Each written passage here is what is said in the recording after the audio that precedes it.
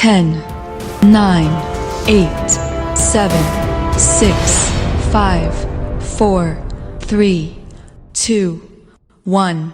Wenn in 2015 im Herbst in einem einsamen Beschluss im Kanzleramt, bei dem weder die Fraktion zugestimmt hat, noch natürlich irgendjemand in der Partei gefragt wurde, noch das Parlament gefragt wurde, noch je das deutsche Volk gefragt wurde, über Nacht alle Grenzen aufgemacht werden und Millionen von Menschen ins Land reingeholt werden, gegen alle Gesetze. Lassen wir mal die rechtliche Frage völlig außen vor.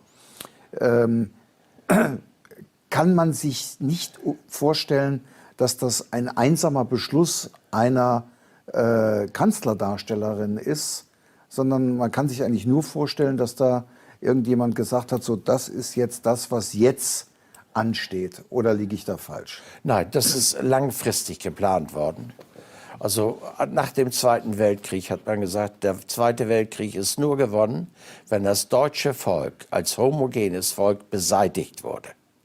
Und es wurde dann ja aufgestellt, dass wir durch eine hellbraune Einheitsrasse zu ersetzen sind.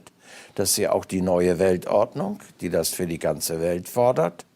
Und alle Politiker, von Sarkozy, Hollande und die wir da alle nehmen, die stimmen dem bei. Quel est l'objectif? Ça va faire parler.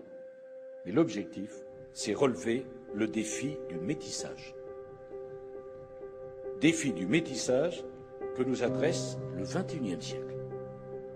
Ce n'est pas un choix, c'est une obligation, c'est un impératif.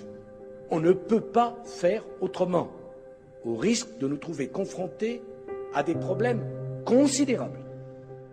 Nous devons changer, alors nous allons changer. On va changer partout en même temps, dans l'entreprise, dans les administrations, à l'éducation, dans les partis politiques. Et on va se mettre des obligations de résultat. Si ce volontarisme républicain ne fonctionnait pas, il faudra alors que la République passe à des méthodes plus contraignantes encore. Und langfristig, so hat die UNO verfügt, sollen 180 Millionen Schwarzafrikaner nach Deutschland gebracht werden. Ich frage mich, wo wollen die dann alle hin? Da müsste ja ganz Deutschland eine riesige, gigantische Stadt werden. Und was soll der Unsinn? Ich meine, die gehören hier nicht her, die haben eine andere Kultur, die haben eine andere Denkweise, die haben eine andere Religion. Aber das wird alles über unsere Köpfe verfügt. Und dass das gegen die Verfassung ist, ich meine, auch wiederum, der Stern hat festgestellt, den Amtseid von Merkel, Schaden vom deutschen Volk abzuhalten und seinen Nutzen zu mehren, ist von Frau Merkel eindeutig gebrochen worden. Eigentlich müsste dann ja die Generalbundesstaatsanwaltschaft einschreiten.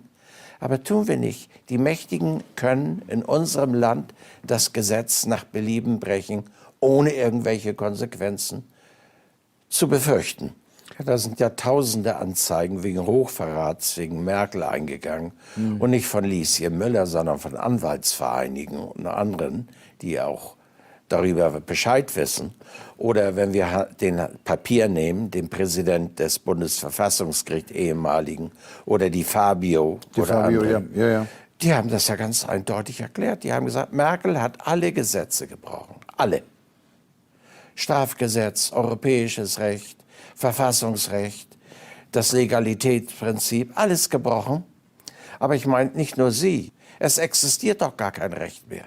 Wir sind in einem rechtlosen Zustand. Der Mächtige kann das Gesetz nach Belieben brechen. Die wirklichen Großverbrecher, ich nenne mal Draghi und Konsorten, die sind ja von allen rechtlichen Auflagen befreit worden. Amnestie wurde im Voraus gewährt für jeglichen EU-Kommissaren. Und die sind's doch, für die den wirklichen Verbrechen begehen. Ja. Und Herr Schulz war ja auch dabei, der Martin, wo er dann also diese Korruptionsvorwürfe gegen Juncker und andere Dinge oder dass zum Beispiel Kommissare direkt in die Wirtschaft überwechseln, ohne Karenzzeit, da hat das alles untergebuttert mit dem Spruch, ich bin das Parlament.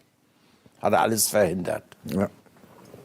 Also da herrscht Rechtlosigkeit. Und wir haben schon längst wieder Zustände, wie früher. Genau wieder. Sie sind natürlich anderer Art. Ich meine, heute werden keine Juden verfolgt. Heute werden Leute verfolgt, die kritisch denken können. Ich habe viele jüdische Freunde. Das sind kritische Intellektuelle, also Geistesgrößen zum Teil. Und die sind deutschnational. Die sind patriotisch.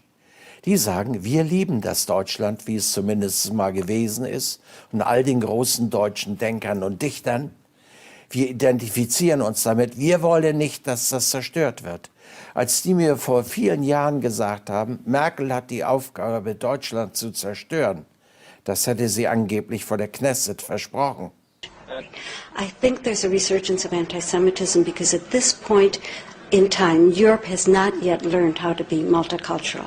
And I think we're going to be part of the throes of that transformation, which must take place. Europe is not going to be the monolithic societies that they once were in the last century. Jews are going to be at the center of that. It's a huge transformation for Europe to make. They are now going into a multicultural mode, and Jews will be resented because of our leading role. But without that leading role and without that transformation, Europe will not survive. Und ich weiß auch, dass Uri Avneri, der ja nun lange im Knesset war, oder noch immer ist, 4 Jahrzehnte, dass da einen entsetzten Artikel über Merkel in europäische Ideen geschrieben hat, wo er gesagt hat, die hätte so widerlich geschleimt und so schlecht über Deutschland gesprochen, dass er das gerade noch auf die Toilette geschafft hat, bevor er sich vor Ekel übergeben musste. Dann hieß es, der Islam gehört zu Deutschland. Nein, das tut er nicht. Der Islam ist hier reingebracht worden. Und wir müssen sehen, dass der Islam eine Religion ist, die Homosexuelle fehlt, an Baukränen aufhängt und dergleichen mehr, die für Diebstahl die Hand oder Füße abhacken. Und wenn natürlich hier solche Schwerstkriminellen aus Afrika zu uns kommen und hier dann sehen, wenn sie zum 10. Mal erwischt werden, dass der Richter sagt, du, das darfst du aber nicht, wenn er denn überhaupt zum Prozess kommt, die lachen sich doch tot. Also wenn man sieht, wie die für drakonische Strafen dort haben. Dann hat sie gesagt, Sie kennen mich.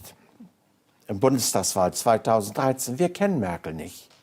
Wir wissen nicht, ich habe mal bei mir zu dem Asylinterview, was wir hatten, danach hat mal jemand eine Kommentar reingeschrieben, alles über Merkel, die Nummer ihres israelischen Passes, alle Details über ihren Besitz in Paraguay und dergleichen, davon wissen wir nichts. Wir wissen nicht, dass sie Zionistin ist, dass sie Bilderberger ist und dergleichen mehr.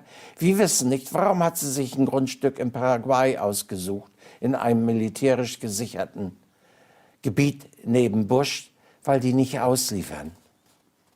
Wenn Merkel mal vor Gericht gestellt werden sollte wegen Hochverrats, ist sie vermutlich vorher weg.